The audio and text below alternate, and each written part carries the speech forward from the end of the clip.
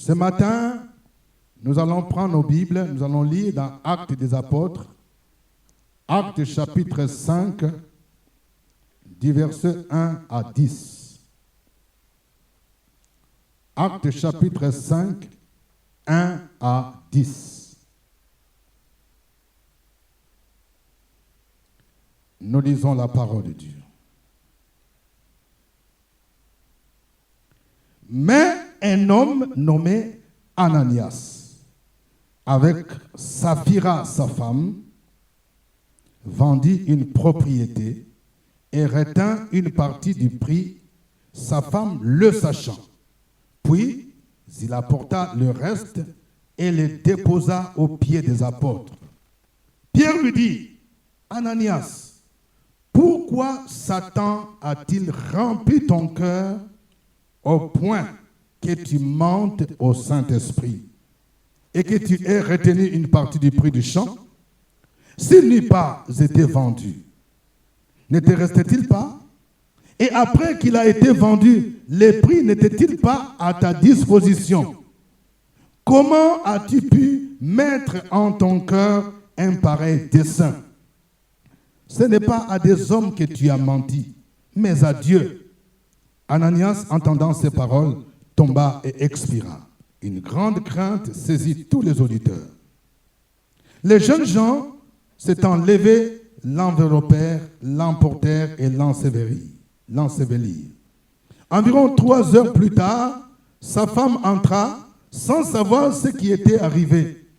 Pierre lui adressa la parole, dit, « Dis-moi, est-ce à un tel prix que vous avez vendu les champs? » « Oui, répondit-elle, c'est à ce prix-là. » Alors Pierre lui dit, « Comment vous êtes-vous accordé pour tenter l'Esprit du Seigneur? Voici ceux qui ont enseveli ton mari sont à la porte, et ils t'emporteront. » Au même instant, elle tomba aux pieds de l'apôtre et expira. Les jeunes gens étant entrés la trouvèrent morte. Ils l'emportèrent et l'ensevelirent auprès de son mari. Une grande crainte s'empara de toute l'assemblée et de tous ceux qui apprirent ces choses. Amen. Le thème de mon message de ce matin est celui-ci. Ne mentez pas à Dieu. Quelqu'un peut se tourner vers son voisin et lui dire, ne mentez pas à Dieu. Il faut encore reprendre, ne mentez pas à Dieu.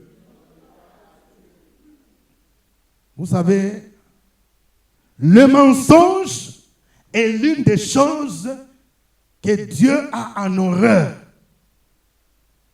Il n'est pas normal pour un chrétien né de nouveau d'entretenir le mensonge. Nous allons voir que le mensonge est en antipode avec Dieu, avec Jésus, parce que Jésus, il est la vérité.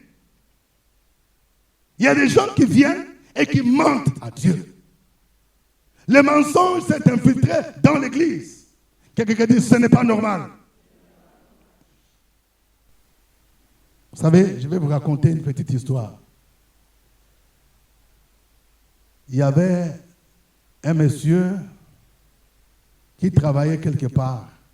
Comme dans la plupart des sociétés, ils ont un système soit d'assurance, soit de remboursement. Ça veut dire que si tu es malade ou bien un de tes parents, ton fils, ta femme est malade, si tu vas acheter les médicaments, les produits pharmaceutiques, tu peux venir produire les reçus pour te faire rembourser. Alors lui, il est parti acheter un produit qui coûtait 5 000 francs. Et quand c'est comme ça, tu viens avec les reçus à la comptabilité, tu dis, voici, j'ai acheté un produit, mon fils était malade. Voici le prix du produit, 5 000 francs. Mais alors lui, comme il y avait encore de l'espace là, il a dit non, 5 000 francs là, c'est petit. Il a ajouté un zéro. Ça fait combien? Hein? Ça fait combien? 50 000. Il dit voilà, je veux bouffer l'argent bien même. C'est remboursement, non? Mais il a oublié qu'en bas là, on a écrit en toutes lettres 5 000 francs. Et il est parti à la comptabilité. Vraiment, ces derniers temps, les enfants sont malades, hein? Ça me prend tout mon argent et les produits sont devenus chers. Il dit, c'est combien? C'est 50 000 francs. Les comptables lui demandent, c'est combien les produits? 50. C'est vrai. Wallahi. Tu vois, c'est 50 000 francs. 5 0 0 0 0. On dit, dis-nous la vérité. C'est à ce prix-là. Oh. Tu penses que moi, je vais mentir? C'est 50. Tu ne vas pas. 50. C'est tout ce que j'avais comme argent. Les comptables lui disent, mais regarde, monsieur, en bas là, c'est écrit 5 000 francs. Parce que au moins, quand c'est en chiffre, là, tu peux ajouter 0, non? Mais en toutes lettres, comment tu vas ajouter? Il a oublié. On dit, monsieur, il a été sanctionné. Quelqu'un dit, ce n'est pas normal. Les mensonges rendent les gens ridicules. Et ce qui est grave est qu'il y a des gens qui mentent à Dieu. C'est-à-dire, tout en étant dans l'église, il entretient le mensonge. Et c'est de ce dont parle ce texte, qui nous parle d'un couple qui a vécu dans le mensonge. Ananias et Saphira. Dans notre message, nous allons voir 3 éléments importants. Le premier élément, nous allons voir d'abord l'évidence du mensonge d'Ananias et de Saphira. Comment ils ont menti à Dieu? Qu'est-ce qu'ils ont fait? Deuxièmement, nous allons parler de l'origine du mensonge. Quand quelqu'un ment, il faut comprendre le fonctionnement. D'où vient le mensonge? Et troisièmement, nous allons voir les conséquences du mensonge. Commençons d'abord par l'évidence du mensonge d'Ananias et Saphira. C'était tout au début de l'église primitive. Dans Actes chapitre 2, la Bible nous montre que Pierre a prêché, il y a eu 3000 personnes qui sont converties. Et au chapitre 3, la Bible nous montre combien l'église grandissait. Pierre et Jean, quand ils partaient au temple, ils ont guéri un boiteux et le nombre ne faisait qu'à s'accroître. Dans Actes chapitre 4, la Bible nous dit que la multitude de ceux qui se réunissaient devenait de plus en plus nombreux. Les gens vivaient dans la crainte de Dieu. C'est une église où les gens craignaient Dieu. Et ceux qui avaient les propriétés, ils vendaient. Par exemple, si quelqu'un a un champ, les gens venaient, ils vendaient. Et les prix des champs, ils venaient déposer au pied des apôtres. Quelqu'un qui a vendu, par exemple, une maison, il dit, voici, j'ai vendu ma maison, c'est à 80 millions, à 100 millions. Il y a ceux qui apportaient de manière volontaire, on n'imposait pas. De manière volontaire, les gens venaient, ils donnent, ils déclarent. Mais Ananias et Saphira, le texte dit, un homme, Ananias et Saphira, sa femme, vendit une propriété. Donc, on peut supposer que c'était peut-être un grand champ. Comme aujourd'hui, quelqu'un, vous vendez un champ de café, cacao. Je ne sais pas si à combien. Quelqu'un peut vendre peut-être à 150 millions. Il y vend. On dit il vendit une propriété et il retint une partie du prix. Sa femme le sachant, puis il apporta les restes et les déposa aux pieds des apôtres. Ça veut dire quoi? Ça veut dire qu'ils ont vendu par exemple leur propriété à 150 millions. Bon, ils ont dit on va apporter le prix, tout ce qu'on a vendu là. On va aller déposer aux pieds des apôtres pour que ça aide l'œuvre de Dieu. Mais alors Ananias regarde sa femme et dit, mais chérie, mais 150 millions là, c'est trop, hein? Donc tout ça, on va donner à l'église. Bon, ce qu'on doit faire, c'est quoi? Allons voir les apôtres. Allons déclarer qu'on n'a pas vendu à 150 millions. Les gens ont diminué le prix. Voilà. Donc, c'est à 70 millions qu'on a acheté. Comme ça, les 80 millions là, ça va nous aider. Aïe. On n'a pas que l'église quand même. On a autre chose. On a des enfants. Chérie, tu es d'accord, non? Oui, c'est ça. On doit être complice. Quand on s'est marié, c'est comme ça. Hein? Tu me couvres, moi je te couvre. Si le pasteur demande, tu dis la même chose. Tu as compris? Oui, chérie. Donc, ils sont venus. Et Pierre, voici notre propriété. On a vendu au... Vraiment, les champs là, on pouvait vendre même plus, mais le monsieur qui a vendu ça, il a diminué jusqu'à... Il a discuté. Voilà, tout l'argent, c'est tout ce qui est là, 70 000, 70 millions. C'est ce qui se passe. Ils ont dit, mais personne ne saura. Ça, c'était un secret entre nous.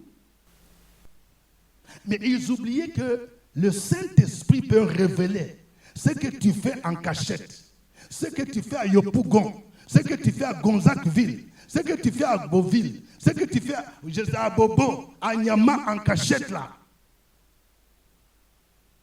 Tu penses que, tu dis, le pasteur ne le saura pas. Le Saint-Esprit sait que ce que tu dis là, c'est un mensonge. Ils ont oublié cela. Bien-aimés, ils ont menti. Donc, ils ont fait ce qu'on appelle une fausse déclaration. Et il semble que c'est une pratique courante, même dans la vie pratique. Au niveau des impôts, les gens qui diminuent un peu, quand on dit qu'on va taxer votre entreprise sur l'impôt sur les bénéfices, donc il y a quelqu'un qui me disait, son patron l'a chassé tout simplement, étant comptable, le patron lui a dit, comme les impôts là, parfois il y a une taxe spéciale qu'on appelle l'impôt sur les bénéfices. Dans la plupart des pays, parfois c'est 50%. Ça veut dire, on vient, on regarde tout ce que tu as fait comme bénéfice là, dans l'entreprise l'année. Si ça fait par exemple 100 millions, les impôts c'est combien? 50.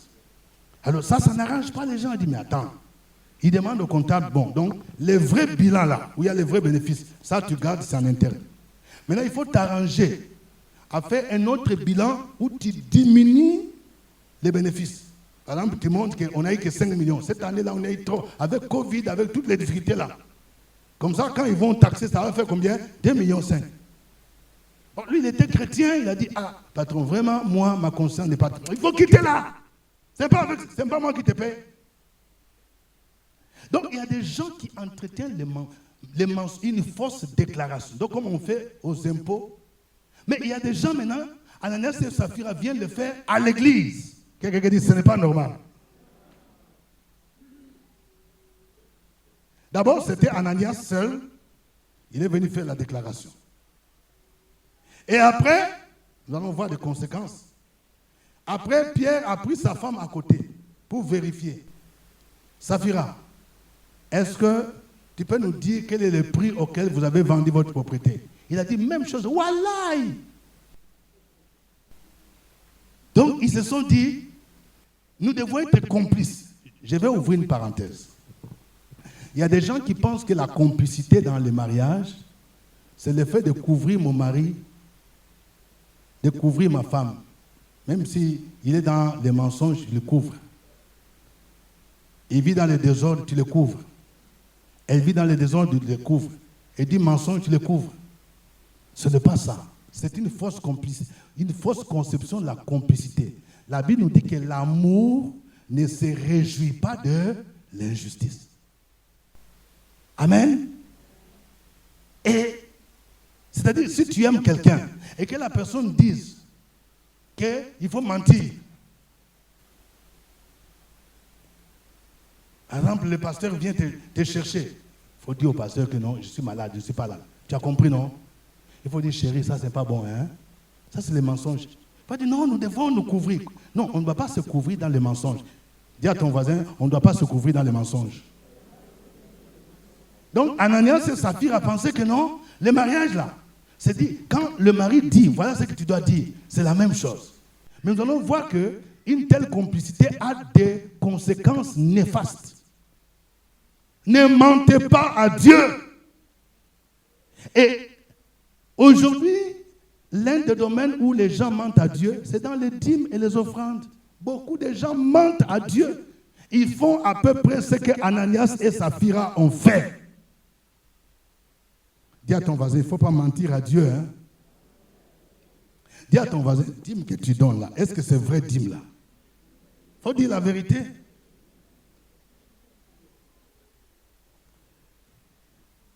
Lisons Malachie chapitre 3, versets 8 à 11. Malachie chapitre 3, 8 à 11.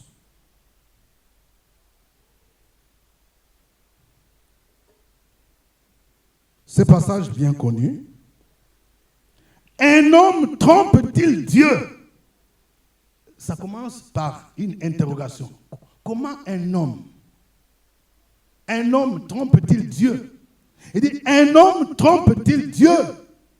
Car vous me trompez et vous dites, en quoi t'avons-nous trompé? Ça, c'est Dieu qui dit. Église, maison de gloire, il y a beaucoup de menteurs. Tu penses que toi, tu connais calcul plus que Dieu? Non, moi, j'ai fait des sciences commerciales. C'est aux impôts que tu peux mentir. Mais à Dieu, tu ne peux pas mentir. Dieu dit, un homme, c'est une créature qui veut tromper le Créateur, celui qui t'a créé, parce que tu es parti à l'école. Un homme trompe-t-il Dieu? Car vous me trompez et vous dites, en quoi t'avons-nous trompé? Dans les dîmes et les offrandes. Vous êtes frappés par la malédiction et vous me trompez la nation tout entière. Et je peux dire, vous me trompez l'église tout entière.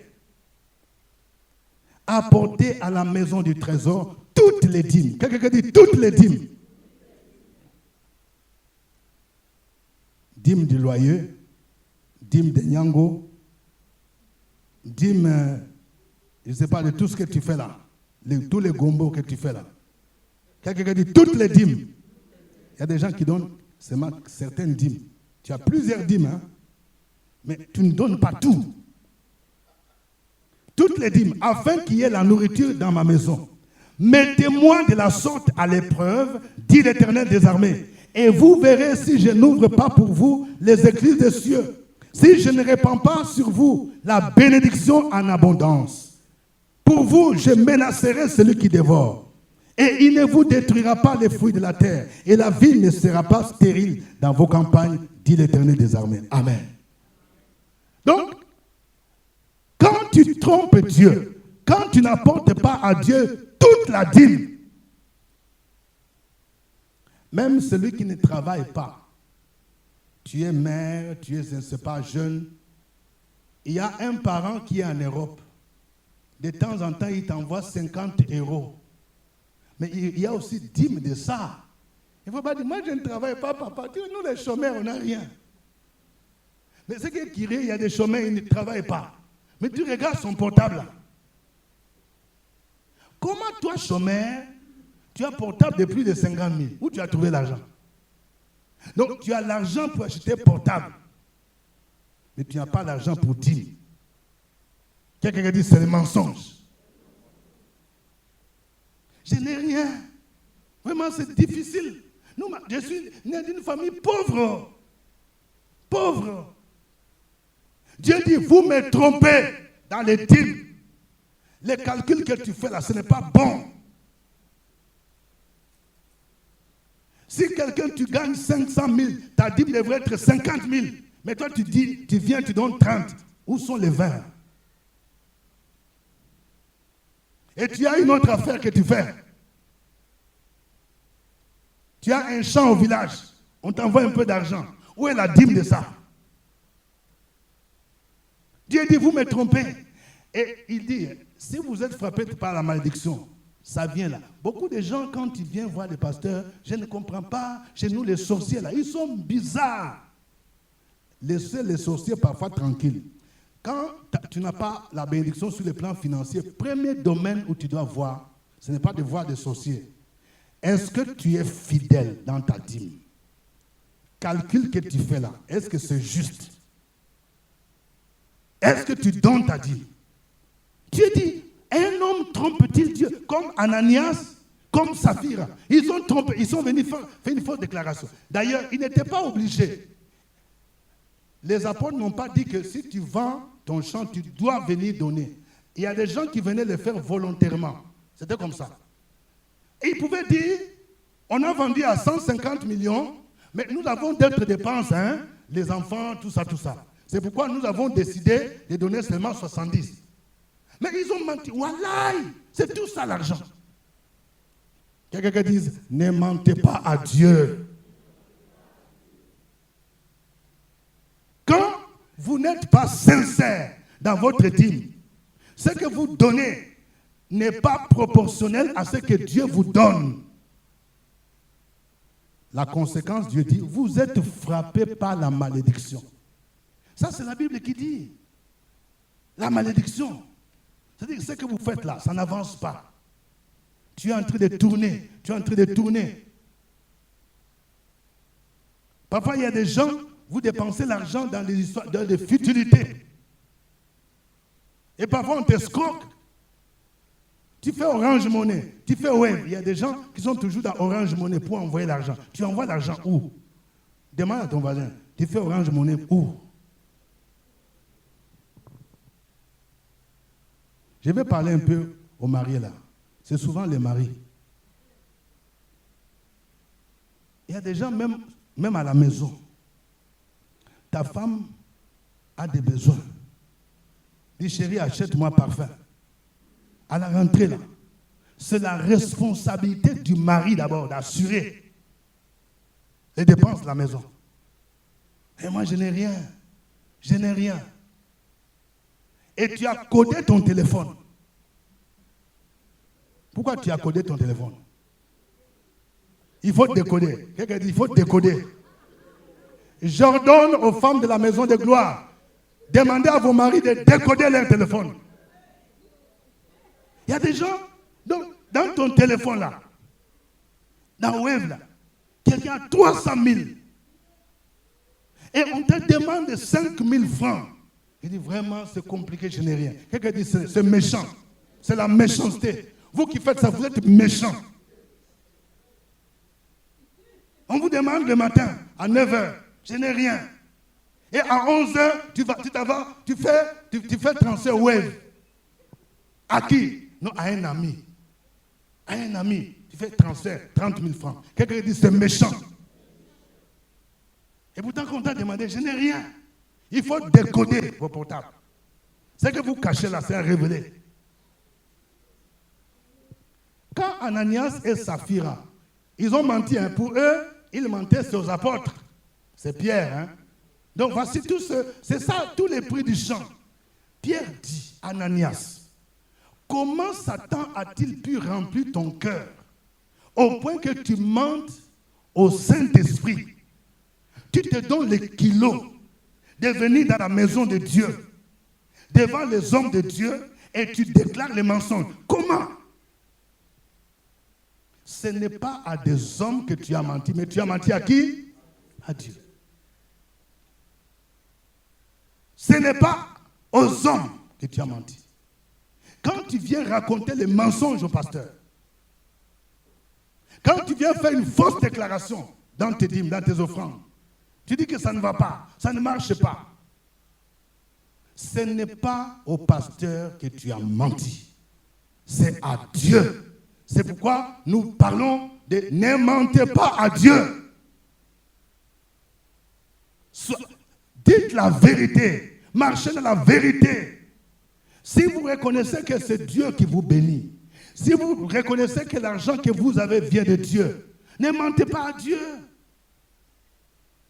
Honorez Dieu dans vos dîmes. Honorez Dieu par vos offrandes. Ne faites pas semblant comme si vous n'avez rien, alors que Dieu vous bénit. Mais au contraire, Dieu dit, si vous donnez toutes les dîmes dans ma maison, qu'est-ce qui va se faire? Il dit, apportez dans ma maison toutes les dîmes, afin qu'il y ait de la nourriture dans ma maison. Mettez-moi à l'épreuve, dit l'Éternel des armées, et vous verrez si je n'ouvre pas les écluses des cieux. Quand vous êtes correct dans votre dîme, vous apportez toutes les dîmes. Dieu dit, moi je vais ouvrir les écluses. Je vais faire descendre sur vous la bénédiction en abondance. Amen. Il dit, je vais répandre la bénédiction en abondance. Je menacerai celui qui dévore et il ne vous détruira pas les fruits de la terre. Et la vie ne sera pas stérile dans vos campagnes, dit l'Éternel des armées.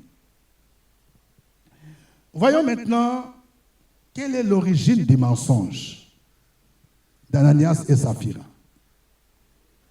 L'origine du mensonge ou l'auteur du mensonge, c'est Satan. C'est pourquoi Ananias dit ceci. Au verset 3, Pierre lui dit, Ananias, pourquoi Satan a-t-il rempli ton cœur au point que tu mentes au Saint-Esprit? Donc, l'origine du mensonge, là, ça vient de Satan. C'est ce que Pierre dit à Ananias. Il dit, mais attends, si tu as les kilos de mentir, même dans l'église, il y a quelqu'un qui a rempli ton cœur. De la même manière dont on dit il faut être rempli du Saint-Esprit. Donc il y a des gens qui sont remplis de Satan. Quand quelqu'un atteint ce niveau-là, ça devient compliqué. Hein? C'est-à-dire qu'il remplit, Satan a rempli son cœur. Donc c'est quelqu'un même devant le pasteur lui demande, pourquoi tu n'es pas venu hier? Non, pasteur, j'avais mal de tête. Alors qu'il était quelque part dans une chambre avec une petite fille. Qui a les kilos. Non, j'avais mal à la tête, comme ça ma tension a monté. Est-ce que c'est vrai ce que tu dis? Donc Satan a rempli son cœur. Au point il s'en fout, il est en train de mentir. Satan. L'un des noms de Satan, c'est le menteur et il est le père du mensonge. C'est-à-dire, c'est sa spécialité. Quand tu vois quelqu'un qui aime mentir là, il n'est pas loin d'être sorcier. C'est-à-dire, Satan, dans son école là, si tu veux apprendre le mensonge dans son école, les gens sont des spécialistes. Ils ont des diplômes en spécialisation dans le mensonge. Bac en mensonge, BTS en mensonge, licence en mensonge, master en mensonge, doctorat en mensonge. Donc il y a des gens, donc ils sont à l'école de Satan. C'est lui, le père du mensonge. Jean chapitre 8, verset 44. Écoutez ce que Jésus disait aux Juifs. Jean 8, 44. Vous avez pour père le diable. Et vous voulez accomplir les désirs de votre père. Il a été meurtrier dès le commencement. Et il ne se tient pas dans la vérité parce qu'il n'y a pas de vérité en lui. Lorsqu'il profère le mensonge, il parle de son propre fond. Car il est menteur et le père du mensonge. Il est menteur et le père du mensonge. C'est lui. Quand nous regardons, nous faisons la différence entre Satan et Jésus, nous voyons, ils sont diamétralement opposés. Satan, il incarne les mensonges, mais Jésus incarne quoi? La vérité. Il a dit dans Jean 14, 6, il a dit, je suis le chemin, je suis la vérité, je suis la vie. Tu ne peux pas dire que tu es chrétien, tu connais Jésus et tu entretiens les mensonges. Tu ne peux pas dire cela. Tu entretiens les mensonges.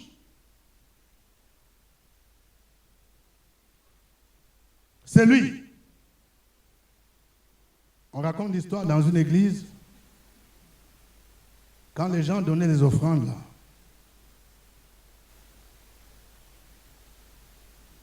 là, il y a des gens qui donnaient à monnaie locale, comme on le dit en France, CFA. Tout ça, mais il y a quelqu'un qui est venu de l'Occident. Il a donné des dollars. Le pasteur avait un coup d'œil, même quand il donnait de loin, il a vu quelque chose, c'était vert. Quelqu'un dit coup d'œil. Parfois on a les coups d'œil là, on peut voir. Il a vu que quelqu'un, donc, c'était vert là. Ça ressemblait à 100 dollars. 100 dollars, c'est une valeur de, on dit 65 000 francs. Les dollars ont la même parité maintenant que l'euro. Alors, ceux qui comptaient les offrandes, là, quand ils sont venus rendre compte au pasteur, il dit, voilà, nous avons eu autant. Le pasteur, sa conscience disait, il a demandé, il n'y avait pas de dollars. Il dit, hé, pasteur, depuis quand il y a dollars? Le pasteur, l'Esprit de Dieu lui dit, il y avait dollars, il y avait coup d'œil là. Il y avait dollars. Il demande, vraiment, vous voyez, quand c'est comme ça, c'est gênant. Hein? Il n'y avait pas vraiment dollars. Hé, pasteur, il n'y avait rien, wallahi. Bon. Ce qui comptait, C'était des jeunes filles, hein. Le pasteur a dit, vraiment, je m'excuse, je vais demander à une maman, fouillez-moi tout le monde là. C'est gâté. Quelqu'un dit, c'est gâté. Donc, on a fouillé, on a enlevé sous-vêtements. On a trouvé ces billets de $100 que quelqu'un a mis en dessous de son vêtement. Quelqu'un dit, ce n'est pas normal. Comment quelqu'un peut imaginer faire ça dans l'église? Et celle chez qui on a trouvé, c'est elle qui parlait fort fort. Parce que depuis quand? Depuis quand? Tu veux soupçonner les gens ici? Hein? Il y avait $100. Je demande pardon. Satan, il pousse les gens au mensonge. Et comme je dis, les mensonges rendent ridicule. L'une des choses qui caractérise les maris ou les femmes infidèles, c'est les mensonges. Sur leur emploi du temps là, tout n'est pas clair. On va t'attraper. Tu vas dire à 19h, non, à 19h, j'étais dans une réunion de famille. Où? Non, c'était à 2 plateaux. Au même 19h là, quelqu'un t'a vu, tu étais sur la route de Bassam. Tu venais de la plage. Avec une petite fille qui avait des jupettes comme ça. Et toi, tu ne sais pas, quelqu'un peut te voir. Maintenant, quand tu commences à dire oui, non, non, non, après ça, il y a mon patron qui m'a appelé. Attends, comment tu es arrivé là-bas? Quand il y avait des événements pendant l'année 2000, le coup d'État de 1999, nous on était à Toban, il y a notre voisin qui était encore habillé. Bon, quand ça crépitait les balles, pam, pam, pam, pam. Et puis, bon, on entendait dire, allô, allô, oui, moi je suis actuellement à Yamoussoukro. Oui, je suis à Yamoussoukro. Je ne suis pas à Abidjan. Bon. Puis moi je l'ai regardé. Mais monsieur, tu es à Abidjan. Donc il y a des gens qui sont professionnels en mensonge. Je suis. Ça vient de Satan. Si tu es en Jésus, tu dois abandonner les mensonges. Vous savez, la Bible nous dit que le diable, il est meurtrier, il est le menteur. Depuis le jardin d'Éden, Satan, il applique la stratégie qu'on appelle des demi-vérités. C'est-à-dire, il dit un peu de vérité et un peu de mensonge. C'est comme ça qu'il fait. Hein?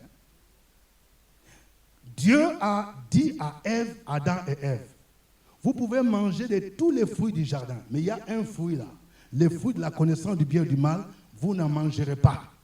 Le jour où vous mangerez, vous allez mourir. Alors, le diable qui s'est incarné dans le serpent, qu'est-ce qu'il est venu? Il est venu dire, d'abord, il pose la question à Ève. Est-ce que Dieu a-t-il réellement dit? C'est comme ça que Satan procède. Quand il veut te conduire dans les mensonges, là, il veut te faire douter, même de ce que tu connais. Est-ce que vraiment la Bible a dit ça? Est-ce que la Bible a dit que avant le mariage, vous ne pouvez pas vous toucher? Est-ce que la Bible a dit ça? Non, hein? Ce qui est mauvais, c'est quand le monsieur ne va pas te marier. Mais si moi, par exemple, j'ai déjà fait coco, c'est que tes parents me connaissent, là, on peut essayer. Essayer quoi? Quelqu'un dit essayer quoi? On n'essaie rien. Avant le mariage, là, on n'essaie rien. Mais Satan va te dire, oui, est-ce que Dieu a-t-il réellement dit? Oui, Dieu a dit, toute relation conjugale avant le mariage, c'est impudicité. Mais Satan est venu dire à Ève, Dieu a-t-il réellement dit, vous ne mangez pas? Ève dit, oui, Dieu a dit. Bon, maintenant Satan dit. Ève dit, Dieu a dit que si nous mangeons de ces fruits-là, nous allons mourir. Satan dit, non, vous n'allez pas mourir. Donc, il contredit ce que Dieu a dit. Vous n'allez pas mourir, hein? Mais Dieu lui-même sait que le jour où vous mangerez, vos yeux vont s'ouvrir et vous serez comme des dieux connaissant le bien et le mal. Ça, c'était vrai. Que lorsqu'ils allaient manger, ils allaient connaître le bien et le mal. Ils seraient comme des dieux. Donc, mais il dit, vous ne mourrez pas, il dit les mensonges. Vous voyez la stratégie? Vérité, mensonge. Ça crée la confusion. N'est-ce pas ce que font les marabouts? Les marabouts qui prétendent que, si vous allez les voir là, il va faire que vous soyez nommé directeur général, que vous soyez élu maire. Il y a des gens qui disent, moi là, tous les ministres que vous voyez là, c'est moi qui fais les ministres. Mais demande-lui pourquoi ses enfants ne sont pas ministres. Mais pourquoi lui-même, comme il est marabout, il peut se faire ministre et il est toujours dans une bicoque? Quelqu'un dit, soyons sérieux. Il va te dire, voilà, si tu as ce médicament-là, on me dit que même dans le milieu de corps habillé, il y a des gens qui vont prendre les médicaments, on dit, si tu as ça, tu portes les grilles, les balles ne vont pas entrer. Les balles ne vont pas entrer. On a déjà entendu beaucoup d'histoires dans ce sens-là. Mais après, on dit que non, il y a quelqu'un, si tu violes toujours quelque chose, les balles vont entrer. Il ne faut pas que quelqu'un voie ceci. Il ne faut pas que quelqu'un voie cela. Il va te dire un peu de vérité. Mais il y a des mensonges. Quelqu'un peut te dire, oui, Dieu me révèle, il y a un grand sorcier dans ta famille. Dans ton village, il y a un oncle qui est comme ça. Ça peut être vrai. Mais maintenant, ce qui va te dire, bon, maintenant pour te protéger là, voici ce que tu dois faire. Il faut apporter coq, il faut apporter tel montant, il faut faire telle prière. C'est là, il est en train de t'envoûter. Donc, il utilise un peu de vérité. Et puis, il ajoute du mensonge. Parce que lui, c'est un stratège. Il est le menteur, il est le père du mensonge. Et les conséquences de ce qu'Adam et Ève ont fait, nous connaissons aujourd'hui. La Bible dit que par la désobéissance, le péché est entré dans le monde. Car tous ont péché et sont privés de la gloire de Dieu. Donc, il est le père du mensonge. Nous allons voir enfin les conséquences du mensonge. Les mensonges ont ses conséquences. Ananias et Saphira ont menti. Ils sont venus faire une fausse déclaration. La Bible nous dit, ils furent frappés par le jugement de Dieu. Frères et sœurs, la Bible nous dit que le jugement doit commencer par la maison de Dieu. Il y a des gens qui aiment toujours parler de Dieu bon. Les bons dieux, les bons. Dieu est bon, mais il n'est pas bonbon. Dis à ton voisin, Dieu est bon, mais il n'est pas bonbon. Donc il y a des gens, tu te livres dans le péché, tu as menti, et tu vois comme s'il n'y a rien qui m'est arrivé. D'ailleurs, les personnes ne savent pas. Je mens, je peux mentir. Mais Ananias et Saphira, ils furent frappés par la mort. On peut dire que mais Dieu était dur. Quand Dieu voit que ce que tu es en train de faire veut détruire l'Église, Dieu frappe fort. Pierre pose la question à Ananias. Ananias, comment Satan a-t-il pu remplir ton cœur au point que tu mentes au Saint-Esprit? Ce n'est pas à des hommes que tu as menti, mais c'est à qui? C'est à Dieu. Et qu'est-ce qui se passe? La Bible dit,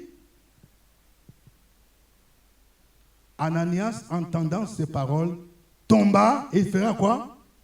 Il expira. C'est-à-dire, au même instant, il est tombé. Et puis, il est mort. Dieu l'a frappé. On peut dire, Dieu était vraiment, comment? Juste à cause du mensonge. Pendant ce temps, l'Église vivait dans la crainte de Dieu. Il est tombé au même moment. Il a expiré. Et on dit, les jeunes gens sont venus prendre son corps, ils sont partis l'enterrer en même temps. Il n'y a pas, on va déposer le corps à Ivosep, ou attendez, on va faire, les condoléances seront reçues dans telle famille, on va faire veille funèbre. Dieu dit, il n'y a pas tout ça là.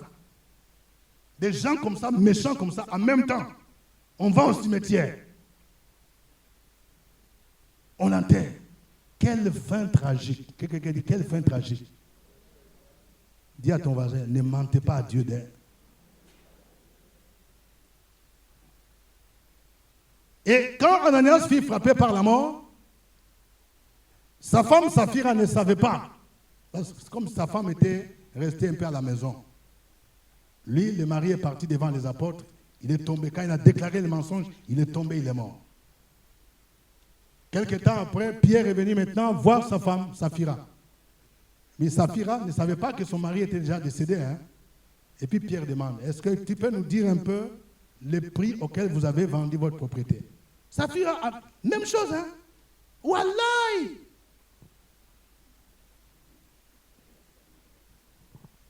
Il est dit ceci,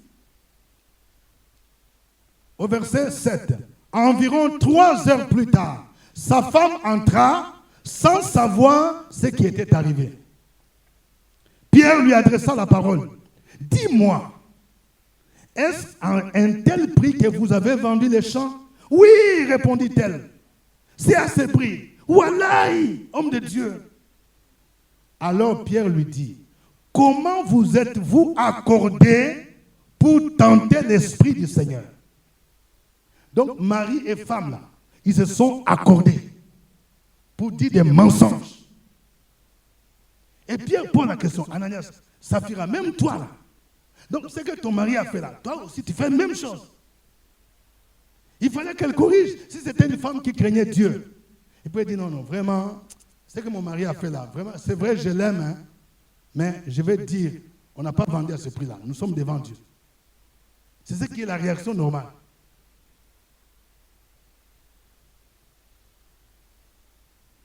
Les femmes de la maison de gloire, si votre mari vous menace parce que vous avez dit la vérité, il faut venir me dire. Parce qu'il y a des gens qui menacent. Toi là, si tu dis au pasteur là, hein, je vais te chasser. Il ne va pas te chasser. Je vais le convoquer. Il faut lui rappeler, tu n'as pas entendu prédication que papa a fait là. Tu veux finir comme Ananias. Si tu menaces comme ça, toi aussi il faut le menacer. Tu ne sais pas la fin d'Ananias, non? Comment tu veux me conduire dans le mensonge là? Voici, sa femme a cautionné ces mensonges. Et écoutez ce qui se passe. Alors Pierre lui dit, comment vous êtes-vous accordés pour tenter l'esprit du Seigneur? Voici ceux qui ont enseveli ton mari sont à la porte. Et ils t'emporteront. Au même instant, elle tomba au pied de l'apôtre. Elle expira. Donc Dieu a frappé aussi sa femme à cause du mensonge. Frères et sœurs, ayons en horreur le mensonge sous toutes ses formes. Elle est tombée aussi. On est parti l'enterrer. Les jugements de Dieu comme conséquence du mensonge. La Bible dit, les jugements doivent commencer par la maison de Dieu. Et quand nous voyons dans la Bible, nous lisons par 1 Pierre, chapitre 4, verset 17. 1 Pierre 4, verset 17. Je vais vous lire cette parole.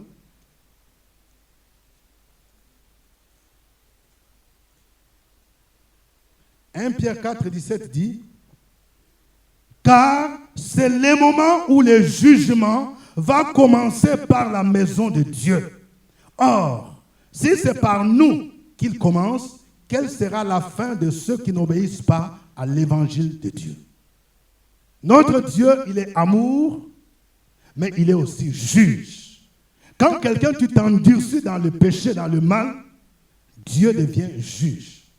On dit les jugements commencent par la maison de Dieu. Ne venez pas à l'église, vous faites semblant de connaître le Seigneur. Ici, vous avez un autre visage. À la maison, vous avez un autre visage. À la rue, vous avez un autre visage. Ici, vous venez comme une brebis. Mais à la maison, vous êtes un loup. À l'église, il y a des gens comme Alléluia. Alléluia, Alléluia, oh la Bana Santa, Alléluia. Mais la même personne à la maison, c'est un loup. Et toi là, regarde sa grosse tête là. Il va te boxer. Est-ce que tu me connais?